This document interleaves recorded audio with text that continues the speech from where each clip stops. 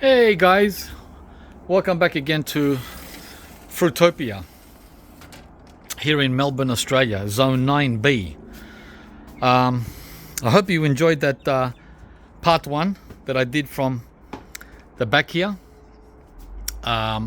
regarding the changes that came with those consistent high temperatures that we had at the end of spring and the very beginning of summer. So every day for the last few weeks, the temperature has been between 24 and 34. This is in the sun, right? So today it's 32 in the sun. And in the shade, it's only like 21, right? 21 Celsius, guys. That's all it is. It's 2 days later after the previous video. And the top temperature today is only going to be like 23, maybe 24. And that's our minimum, right? Minimum high. In a few days, it's going to be back to 25, 26, 28, and then 35 again on the weekend, and 32 next Monday. So, oh man, there's a lot of activity with this kind of temperatures, right? A lot of activity, a lot of work, a lot of work for me. So you saw the back. Now we're gonna go and see the front, guys. So I know that some of you are here for the tropical fruit. Some of you are here for the temperate fruit. Others are here for flowers, ornamentals like these beautiful canna lilies. They're all going off. And bougainvilleas back there, right? So let's begin in the front. So let's do it. I love weekdays. It's so quiet. Everyone is at work or school. It's so quiet, man. It's beautiful and mostly sunny. I love it. We usually go to the beach 2 or 3 days a week when it's this nice. Okay, let's start here in the corner with the jackfruit, wax jambu, and the grafted Glen mango tree. These are the ones that are the superstars here at Fruitopia. Well, in this nook. Then we have all the temperate climate trees like pineapple guava, Suriname cherry, and citrus, which are easy peasy for us here in the cooler climate. So as you can see, the jackfruit is doing really well. It's almost at the top of those stakes I had all winter. The center stake, which was above it, it's almost reached that point. I'm hoping that the tree will reach the top of my neighbor's garage by April, which is when the first cool weather gets here. The nighttime temperatures in April are single digit. We're back to the single digits in April. But the daytime temperatures are still very comfortable, like today, 20, 22, almost every day. So it's still nice and warm. But the nighttime is the problem. Nighttime is cold in April. So what's that? December, January, February, March, 4 months of solid growth. Let's see if you can do it. Let's see if you can get up there. Another 3 or 4 feet. Oh, just like the wax jambu in the backyard, the two I have here in the front driveway have also woken up, finally. Wow, they take their time. They need perfect conditions. Look. Look at them, look at them, look at them. Wanting 30 degrees, otherwise no show. Huh? Every single stem has been given the memo. Time to wake up, get out of bed. We have 30 degrees almost every day. And as you can see, guys, it's very clear. It's very obvious that 15, 18 and 20 is not sufficient for trees like that. Even though this is not a fully tropical tree, it's it would be midway between subtropical and fully tropical. It's right in the middle. So even though it's not fully tropical, it still waits for the green light of 24 to 34 degrees to wake up. And you're not going to have temperatures like that in the UK, by the way, or in Canada, long enough for it to wake up. 1 week and 2 weeks are not enough. We just had 2 weeks of those temperatures, but we're going to have 3 to 4 more months of 30 degrees. Big difference. This is the Glen. As you can see, it's spectacular. This is a 10-year-old mango in the ground, and my pride and joy, or my most successful mango out of all. And as you can see, it's got a lot of fruitlets. A lot have fallen off, like these little ones. See these little ones here? They tend to fall off by touch. Well, eventually they'll fall off. Then you've got bigger ones, slightly bigger, and at the top there are the biggest ones where I can't reach. Out of reach, which is good. I don't want to be tempted to rub them or touch them, like that one, right? So you got a fatty there, a fatty there, 2 fatties up there, a fatty back there, 3 fatties behind back there. So there's about 10 fatties the size of a marble. So we'll see what happens with those. Hopefully we get 10. That would be awesome. And even more importantly, we're getting a lot of new foliage. You don't just want the fruit guys. You want new growth. You want new branches. You want height. You want the tree to grow. And back there's new panicles that have come. There you go. We don't want any more fruit though. So it would be nice to remove those panicles, because that's too late. If those fruited, those panicles, and there's more back there. Look, right on the fence, touching the fence up there, the trellis. If those panicles fruited, the fruit wouldn't be ready till June, July. And we know what mango looks like in June, July in the southern hemisphere. Not a pretty sight, guys. It's not a pretty sight. There's another one here. Look at the size of this panicle. Huh? In summer. Huh? Too late. This is what we should have got back in August, September, when we had the schizophrenic weather here in Melbourne. Right? August, September is when mango should flower, not December. It's way too late. It's all right. Looks pretty. Okay, so that's the champions there. Along the driveway, we have the pumpkins have shot out. Again, people are here for different reasons, so I'm going to make a very long video. We're going to cover pumpkins, mangoes, corn, potted figs, all going off. Everything's going off. I much prefer filming on a cooler day like today, because the phone won't overheat and switch off, which is a pain. We've got a ton of eggplants here shooting off and flowering, right? Flowers everywhere. So it's pretty cool. Yeah, finally. It's taken its time. Again, in the tropics, eggplants have been going off since spring, early spring. Not here. Another pumpkin. Oh, this one's flowering. Oh, the first pumpkin flower. Cool. Oh, that'd be nice if it started to grow pumpkin already. So the idea is for these. The reason I put these here is so they can use this gravel surface, which is now turning into lawn, as much as they like. And I'll keep pushing them back so we can drive in and out, so I don't drive over them. We don't want the pumpkins in here. So the idea is to keep pushing them back. So that's nice. Flower. Here we have 2 watermelons. And I've only had these planted for 4 weeks, right? Barely a month. And look, it's sprawling out in that direction and in that direction. The same with that one there. So that's nice. In under a month, that these 2 seedlings little seedlings have grown so well because, again guys,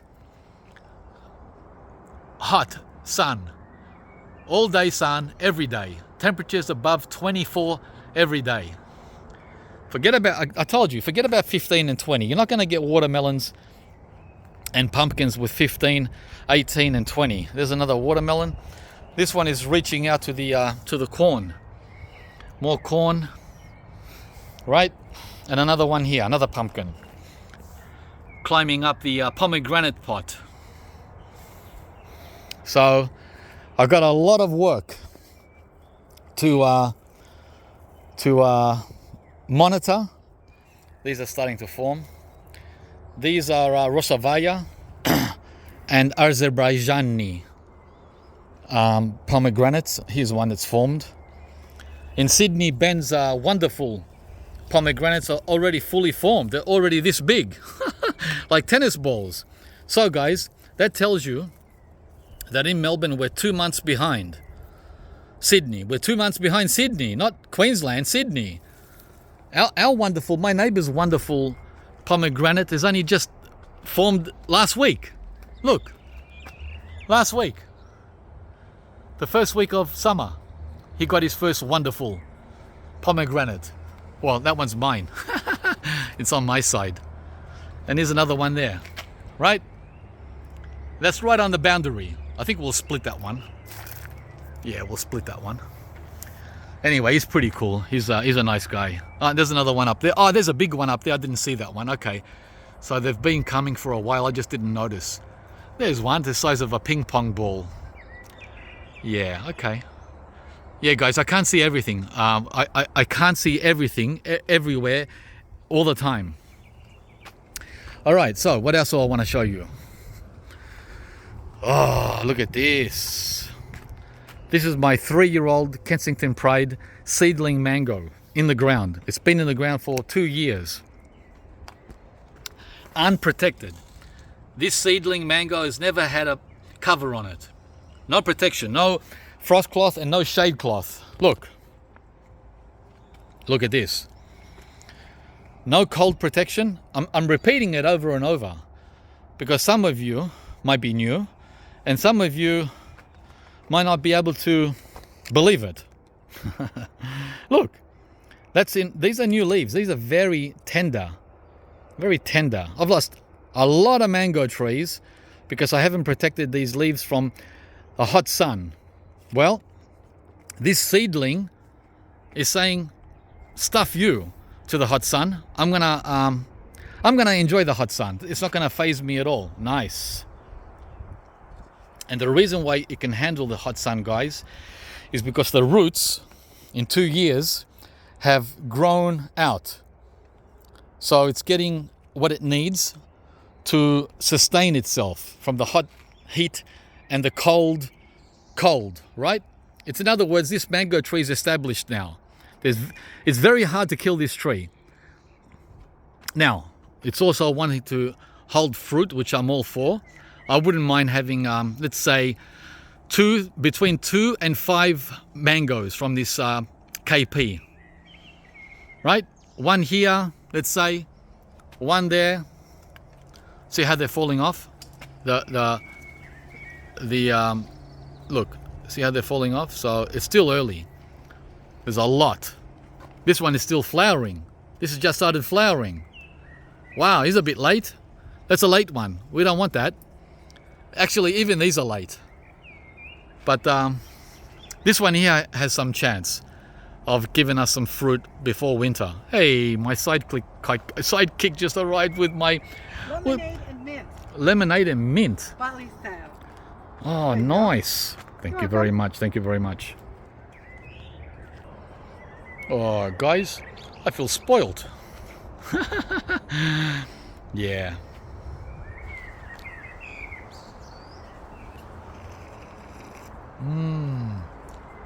Yum. Crushed ice.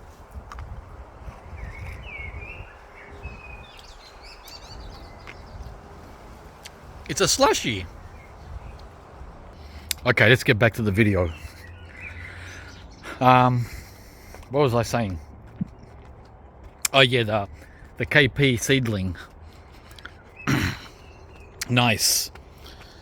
Down here too, it's got some fruit. Oh, they're pretty tough. More new growth here. More new growth there. Where else? Nice flush back there. Whoop, more flowers. Panicle. Nice. Oh yeah, seedlings. Oh, by the way, guys, you've seen me experimenting now with grafted mangoes again. Yeah, I went back to it. I haven't learned my lesson. But guys, listen to me. Okay, there's two things I'm doing here. One is I'm growing fruit for us to enjoy like everyone else. And the second thing I'm doing, guys, is experimenting.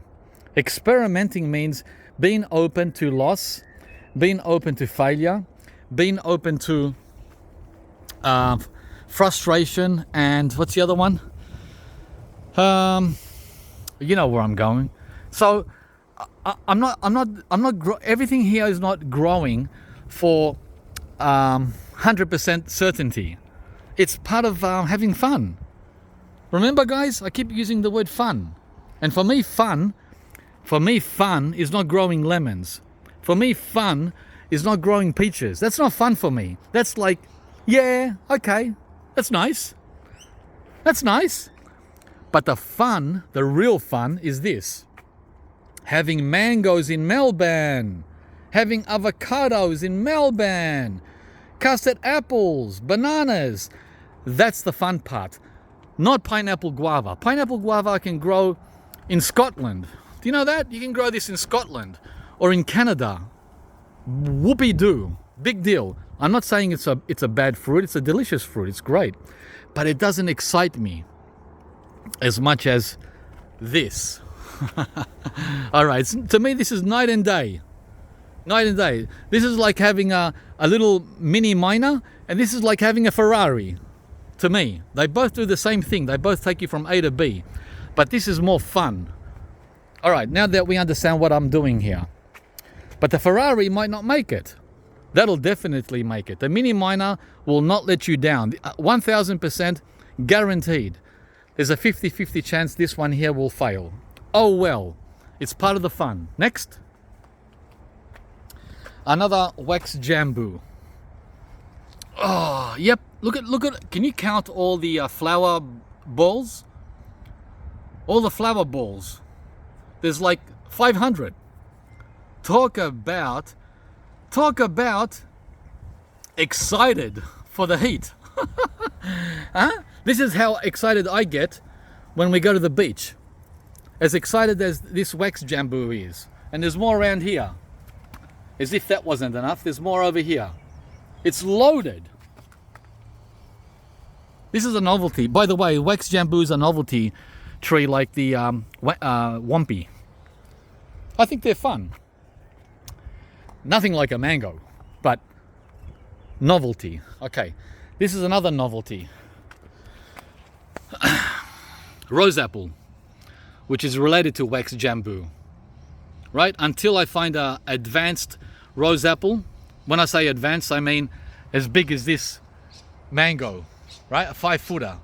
Until I find one this big, I'm not gonna wait. So I'm growing what I found. This is what I found. So I'm working with this little pipsqueak. And look, in full sun, the 35, 36, 37 degree days we had a couple of weeks ago, no shade cloth. No shade cloth, and look at the tender, soft leaves. There's no sunburn. I didn't protect it at all from that week of blasting hot sun. You know, the one that took the Thai mango? The Thai mango didn't die because I planted it in August. It died because I didn't cover it from the hot sun. That's what killed it. But this can take the hot sun, whereas the mango can't. Strange, huh? See, no, someone needs to write a book. Maybe I'll do it. On what can tolerate hot sun and what can't when it's an infant size. So there's a lot of things to learn from this channel. take note. This definitely needs no sun protection. That's the yellow cherry guava, which is loaded now. I don't pay much attention to these guys. I don't even talk about them or film them much for you because, again, this falls into the easy category. Easy category. Now this one here is not easy category at all. So all my attention on the video will go to this instead of that. Right? Now if I was in Scotland or Sweden, forget about this. You wouldn't even be able to grow this in Sweden unless you had a heated greenhouse. This is a mango too.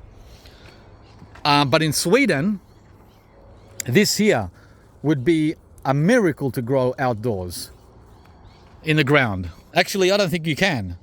I don't think you can grow this in Sweden outdoors in the ground. It's like Canberra, right? Like the ACT, -5, -6, -7, -8, forget it. Borderline.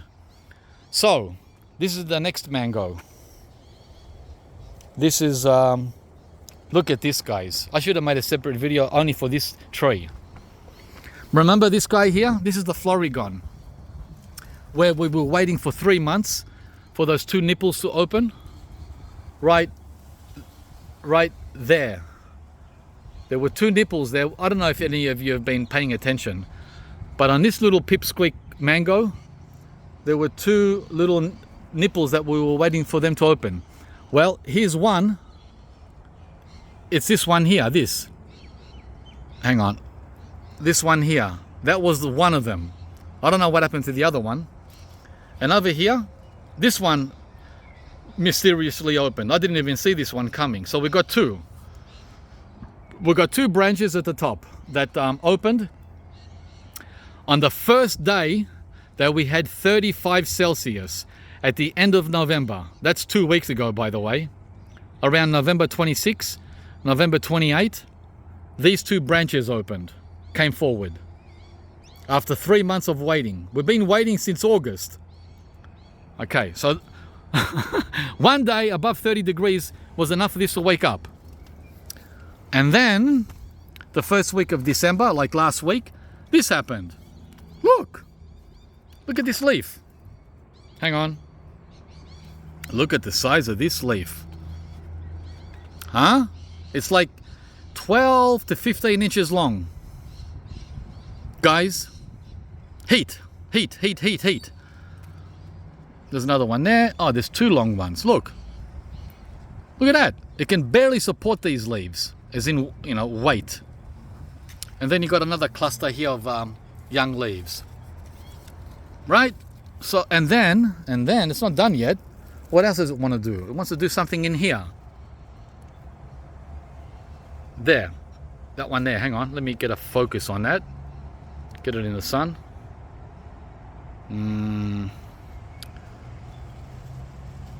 That in there. That in there wants to grow. Push forward. Alright. So that's what's going on with the Florigon. There's a leaf we lost. There's a scale. Yeah, we got... Someone mentioned, we had some guy comment on the channel recently about soil type. He gave his experience on growing mangoes from California.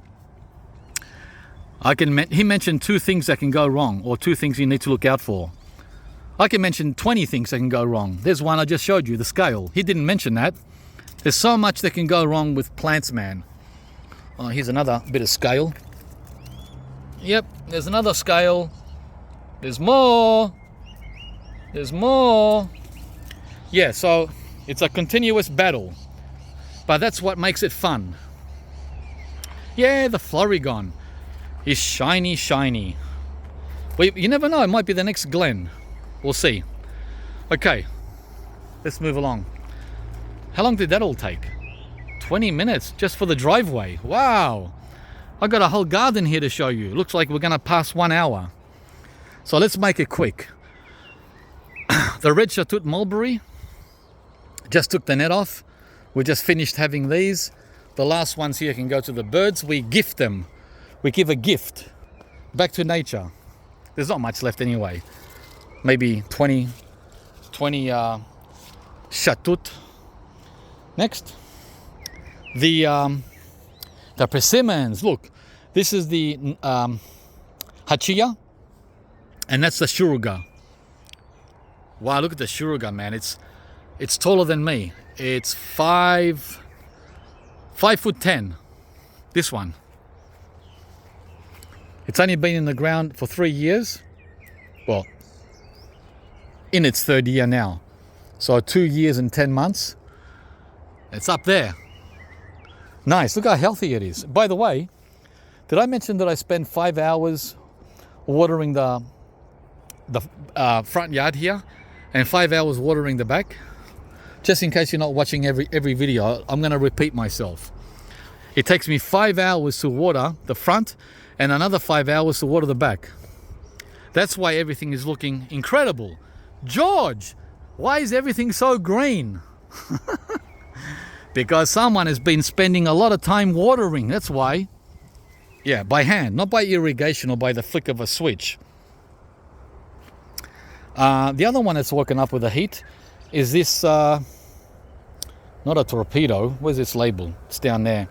This is the red hybrid. The red hybrid RB4 papaya.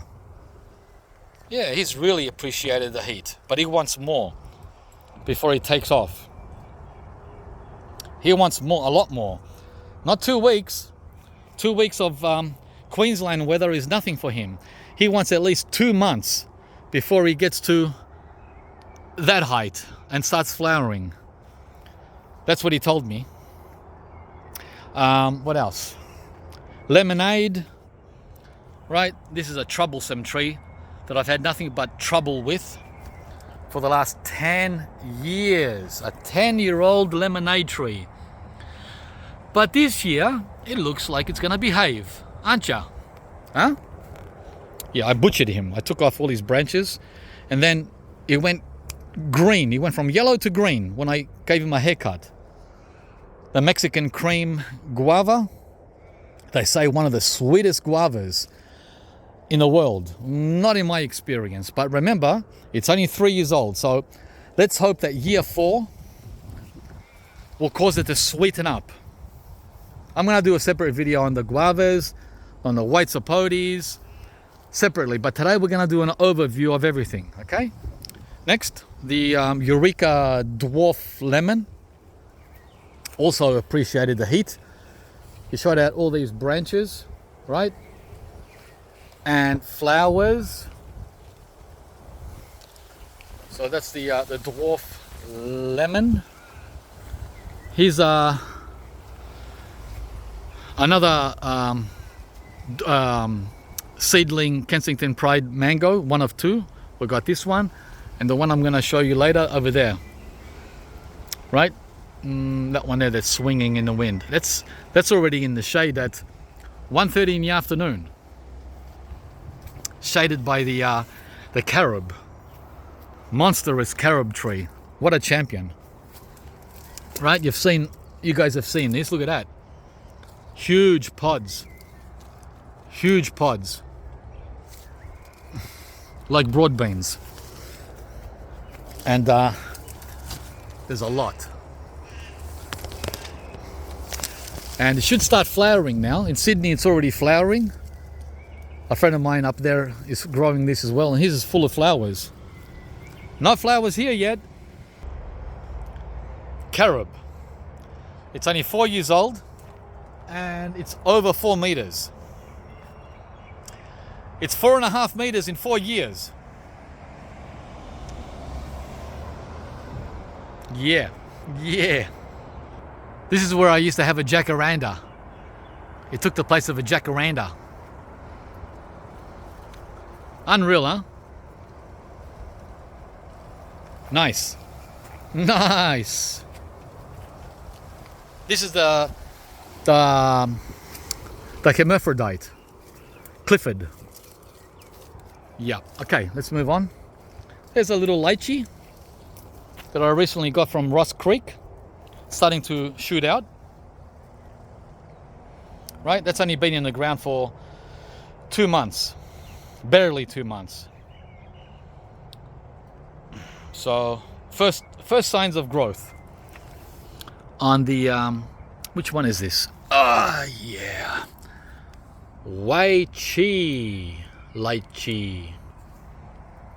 Yeah, it's good. It's good to see you back. It's good to see you. Look what I gave him. I gave him a lot of carob. I pruned the carob, pruning the carob all the time. This prune that I did of the carob tree last week, right, is the total size of the Florigon mango. The Florigon mango is the size of this little prune. This is how much the carob grew in like a month. In a month, right? Yeah. And the mango is still sitting there. All right, so what else? This is the blood orange. 3 years old. Sugar cane. And here we have the Dr. White Cherry Moya, him. That's a fig. And this is the Peruvian apple. And that's the purple guava, which is not my favorite at all. But I got this as a hedge screen, right? It's getting ready to start doing its thing, right? All over. But again, this is one of those trees that I don't care much for, but it's nice to have. And in this case, as a screen, not so much as a food. I probably won't even eat any. But I sure will be eating every one of these. So, Cherry Moya, this is grafted. And 2 weeks ago, I forgot to show you guys, at the very beginning of summer, the last day of spring, it started flowering. And look, it started trying to set fruitlets, but nice try. Nice try. They're falling off. And this is all by self-pollinating, not by me. I'm not doing anything. I'm not going to pollinate this by hand. There is an advantage, right, to beat that winter period.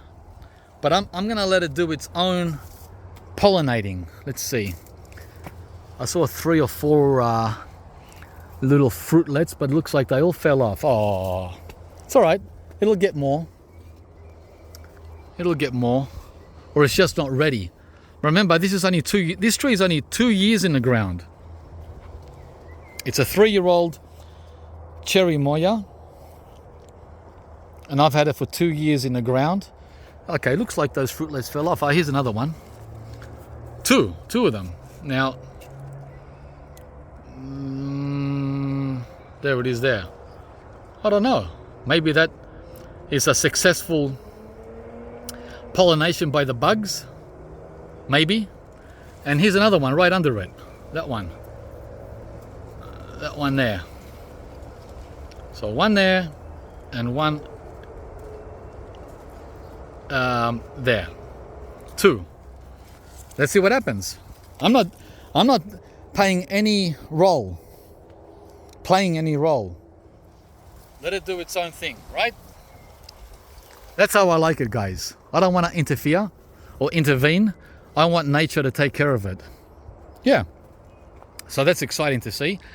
On the Dr. White Cherry Moya. Here you go. Or white. Sometimes they call it white or Dr. White. So we know what we're talking about. This is related to the custard apple or atemoya. Okay, next. Oh, and then we have the Ben-Hur pomegranate and the Elsh, and they're doing the same thing they do every year, which is not much. Grow, flower, drop. So, yeah. It's all right. I guess I'll just be my, what's the word I'm looking for? I'll think of the word later. They'll be my... oh, the word's not coming to me. Anyway, here's the one of 4 or 5 white sapotes that I have here in the front, and it's dropping its leaves, right, just like the avocados, right? So what we do is we give the leaves to the guava, right? Yeah, there's a lot. Give them to the mango. So this brings us now to the next mango, and this is grafted like the Florigon. And look at this leaf, guys. The lighting is not good because we are sitting underneath a 5-meter plum tree. Not good for the mango. I mean, good because it's a baby mango. I don't have to protect it from the hot sun. But bad because mangoes want heat. Catch 22. Yeah, so look what happened to the R2E2 mango as soon as we had temperatures consistently around 30 Celsius, guys. Another 12-incher. Another 12-inch leaf, right? Can you believe it? Look, there was nothing going on here. I planted this in October, Ross Creek. I think, no, sorry, this is Daly's.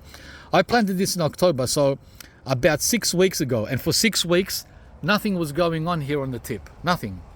And then overnight, literally overnight, it got 10 new leaves. So, guys, that's the bottom line. The bottom line is heat. Heat. I just wish I could give him more sun. Next, Mamey Sapote. Same story. As soon as the heat came, look, more 12 inches. 12 inchers. The leaves.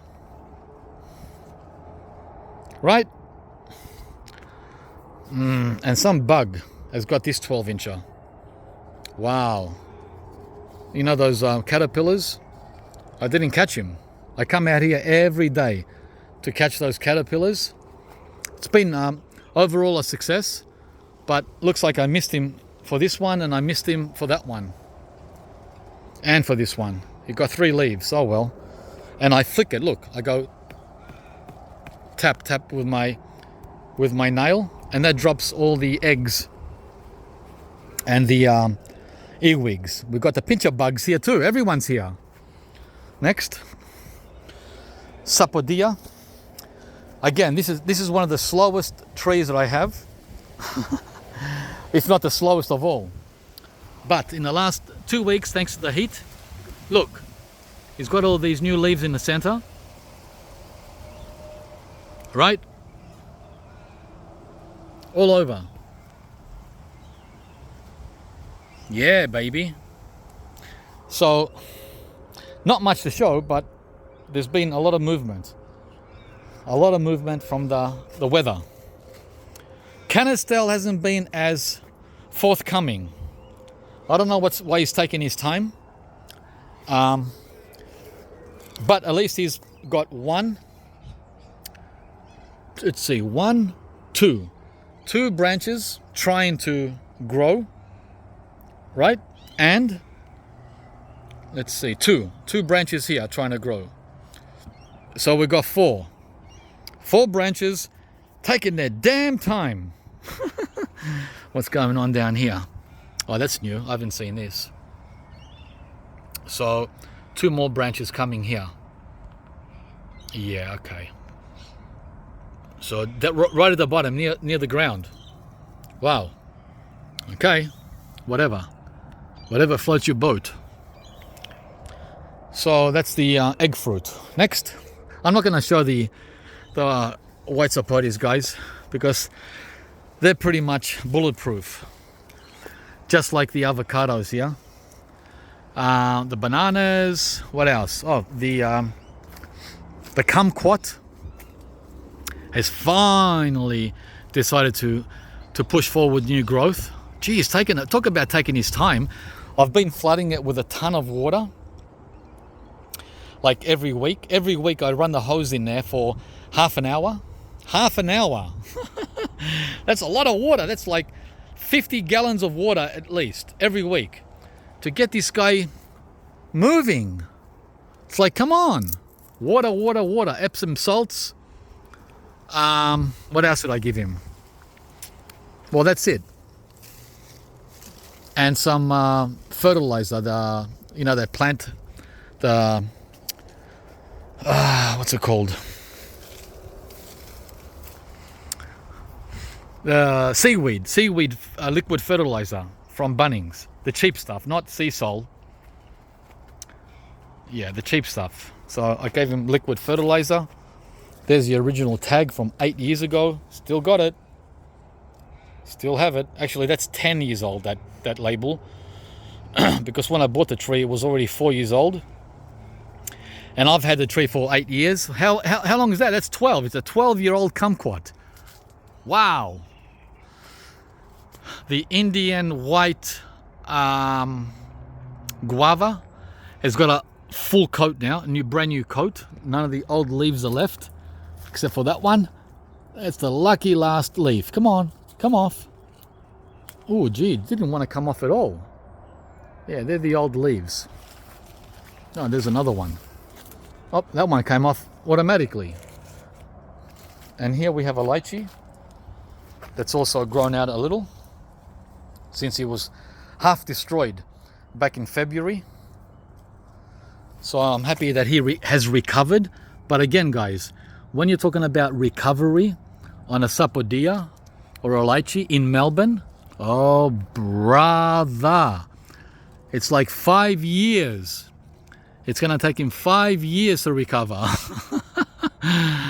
Not 5 months, 5 years. So this is a work in progress from this. Which lychee is this? Which one are you? Here's the Taiso. Here's the Taiso. Okay. What a pity. He was so nice before that banana fell on him. All right. Oh, good news. Bad news, good news. Which one do you want first? The good news is our first Hawaiian Supreme white sapote is ready to eat, to pick and eat. It's right there. That's the good news. Yum, yum. And the bad news is our passion fruit has died. Oh, oh, the passion fruit died. It decided to die midway during its fruiting process. Oh, it was thousands of fruit. Why did you choose now? Why couldn't you die after the fruit was picked? Huh? Why? Why couldn't you wait? So we've lost the 4-year-old passion fruit. Yeah, guys, that one there. Look at the stem on him. It's all right. Not a problem. Yeah, so the good news is this is ready. Where are you? Let's not pick the wrong one. 2 of these fell to the ground. I don't know how they fell. And they're rock hard. I have them in the kitchen. But, here it is. This one here. Yep, he's ready. Let's try to grab him without causing an accident.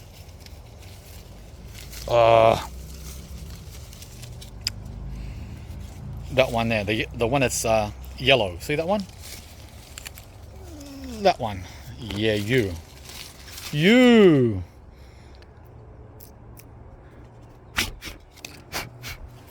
Yeah, let's go out into the sun. So, we're gonna enjoy the good news right under the bad news. Guys, it's all part and parcel. Part and parcel. And look at this grumichama next to me. Look how green it is. Look how green it is. Wow. You can't get more green than that. Yeah, so we have a dead passion fruit up there and a very healthy grumichama down there. Here we go.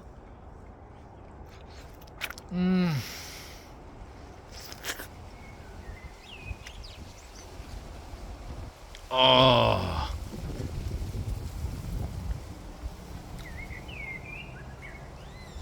My favorite white sapoti of all for taste.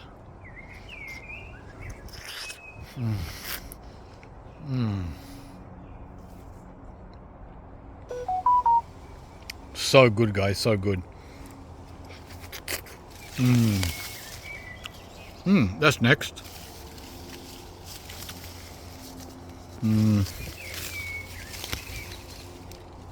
That's next. Wow. I've never had white sapotis in December. They usually come in February, the early ones, between February and June, July. Yeah, so that's neat. That is so neat to get white sapotis at the beginning of summer.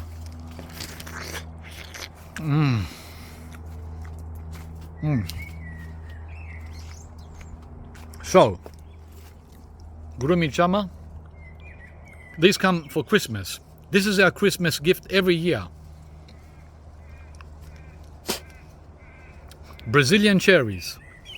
So whilst I'm waiting for the Suriname cherry to fruit, which can take 20 years in this garden, we get these every year. And by the way, I planted a new Grumichama in the back, in case you hadn't watched, to take the place of that pawpaw, that naughty pawpaw. So we're gonna have 2 of these soon, fruiting. Yeah, this is absolutely loaded. Good tree to have. And very easy to grow in Melbourne. So if you think regular cherries are cool, well, this one is even better than those. Even better. There's a lot of them, but they're green now, you can't see them. Okay, another lemon cherry guava here. This one is over 3 meters tall. My oldest at 12 years old. Another white sapoti, the lemon gold.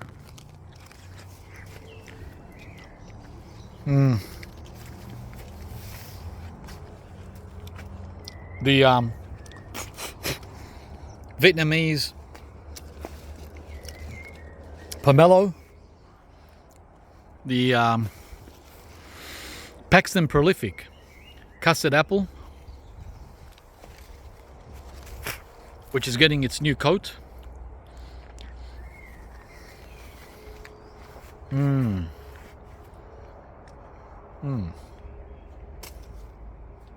And another seedling mango, Kensington Pride. Wow, nice. So, and it's getting new growth up there, which is cool. I always like to see the new growth on mangoes. That to me is more exciting than the fruit. It tells me that the tree is happy. The tree is happy when I see that.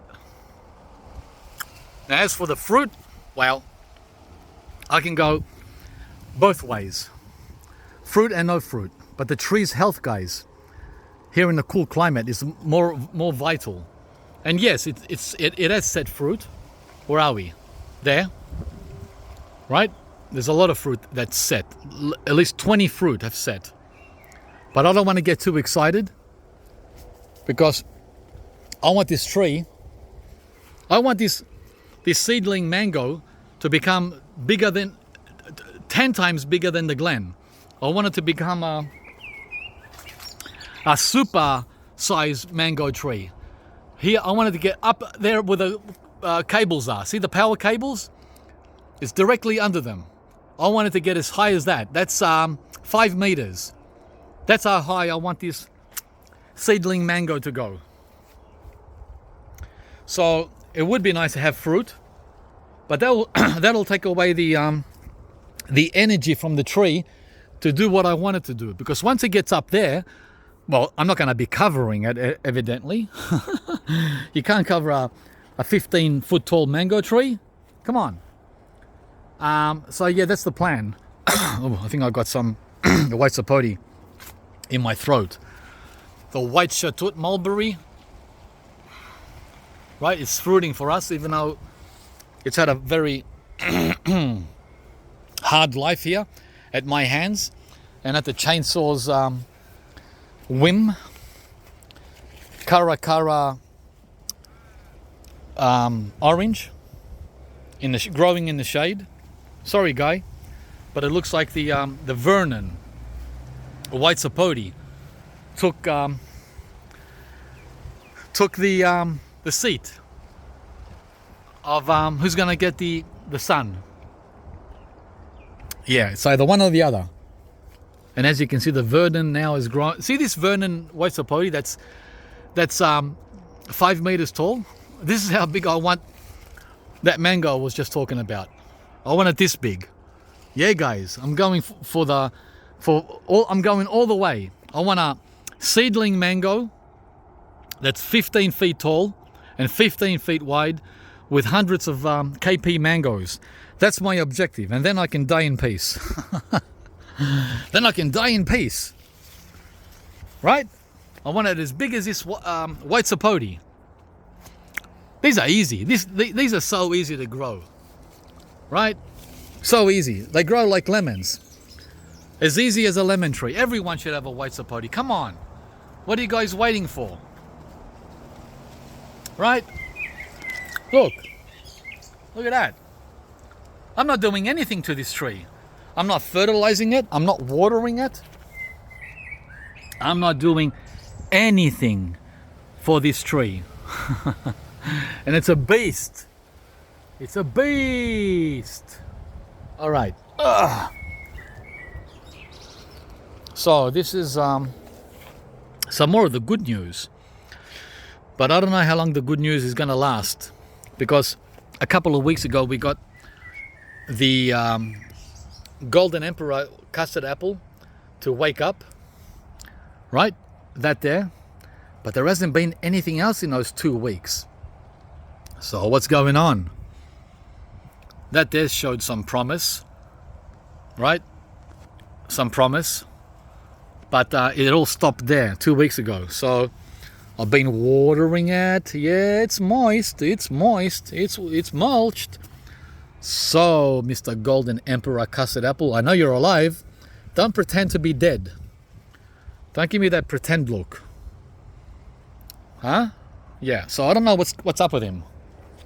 But he's alive. A little longer, and it's taken its time. The Pink's Mammoth Custard Apple there, slowly coming up.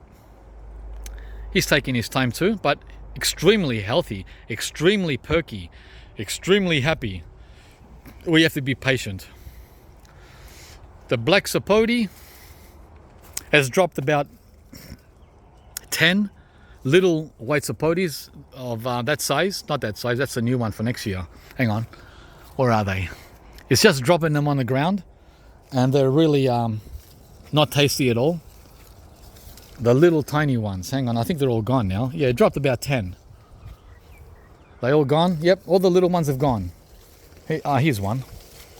2. That size. Right? It's dropping these ones. And they're tasteless. I'm waiting for the big ones. Hang on. Big ones. Bigger ones. Those. I'm waiting for those to be ready. Because I know these ones will be sweet. I'm waiting for that one to be ready. And this one to be ready. What else? And that one to be ready. And so on, right? And that one to be ready. And that one to be ready. There's about 10. Yeah, about 10. Bigger ones. Not big. They're not big like the ones in Sydney or Brisbane. We're not there yet. We're getting there. Oh, here's 2. Not really big. They're like small-ish. Oh, here we go. One there, one here. That one there is probably the biggest. Size of a billiard ball. They're billiard ball size. These little ones, see that one there? Where are you? That one? Nah. Not happening. So that's the story with chocolate pudding fruit, which is now at almost 3 meters in height. Actually, it is 3 meters. And then we have the Wumpy which has just finished its flowering stage, still flowering here. There's a wasp. So yeah, these will be coming at the end of summer. A lot of wompies, and I think we're done. Is that it? We covered everything. Oh, the apricot. This is the Trevcot. Is covered now because the fruit is starting to turn, and those bats, we don't want to deal with those bats. There's about 100, 100, nah, about 50, 60, 70, 60 or 70 apricots. Seems like 100, could be 100. They'll be ready the week before Christmas. And that's it, guys. Let me see if I forgot anything. Oh, the Hillary White. The Hillary White custard apple is looking really good. It's put on some height. It's at 4.5 feet, which is nice. It's even got a flower. First time it's set flowers. Where are you? I saw a flower on it somewhere.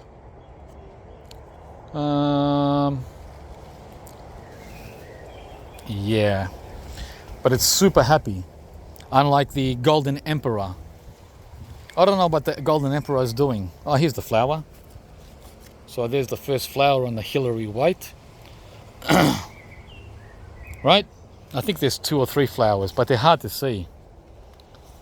But it's looking really healthy, guys. Really healthy, even healthier than the Paxton Prolific. So very excited for the future of this Atemoya. All right, guys, I think we're done. See, I just grab all these old leaves. They're gonna fall on the ground, and just feed them as mulch when I walk around in the morning doing my cup of tea, cup of coffee. There you go. I give them to the mango, right? Yeah. All right. That's it. We're done. Thanks for watching. Give me a big like if you enjoyed the video, and more importantly, guys, don't forget to subscribe to the channel. This is another black sapote seedling that has tripled in height since I planted it last summer. Actually, more than triple. It's also over 4 feet tall, like the Hillary White. Nice. By the way, not only should everyone have a white sapote in Melbourne, everyone should have a black sapote also. I'm not kidding. Thank me later. All right, guys. We're gonna wrap it up with the guava here that's getting chewed like hell by the bugs. I still haven't seen these bugs so I can catch them. They come out at night when we're sleeping. This is the seedless guava, and it looks like it's going to set a lot of fruit again like it did last year. Tasty and seedless. I'm trying to think of its name. Starling. It's called Starling's guava. And that's it. Oh, by the way, we have another passion fruit that's not dead. This one here. And it's growing right across over the dead one. So I'm very happy that I planted a backup passion fruit. Here it is right here. That there. 2 years ago. And this one's called the Sweet Lilikoi. Yeah. So hopefully it'll flower and fruit. It actually has flowered, but it hasn't fruited yet. All right, guys. Don't forget to go and watch part 1 from the back to see what an amazing change came with all this heat at the beginning of summer here in look at all the scale here in Melbourne. Wow, oh man, scale. See, scale. I gotta start spraying water, putting water on this so it doesn't spread. Oh boy. Yeah. All right, we're done. Oh, I didn't show you the acerola.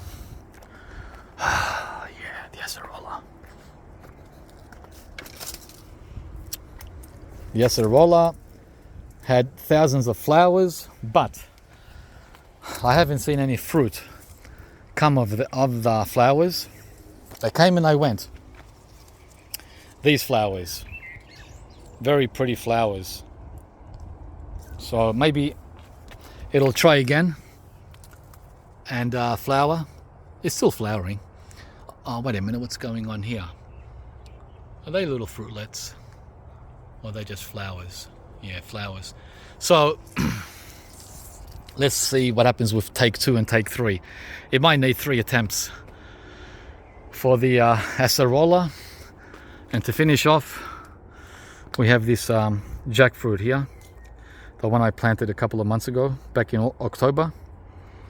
It's slowly coming up. I think that's the black gold, I can't remember. But anyway, guys, that's it.